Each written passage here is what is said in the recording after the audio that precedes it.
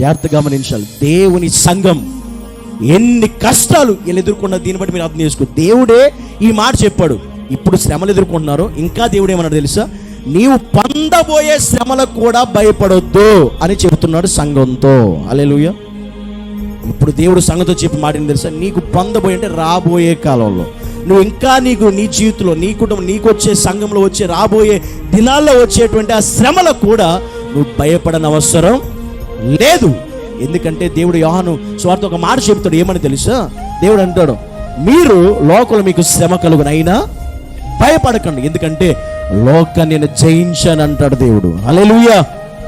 మీకు లోకంలో శ్రమ కలుగుతుంది, అయినా భయపడొద్దు, ఎందుకని నేను లోకాన్ని జయించా. ఇది సంఘంతో దేవుడు చెప్పే మాట.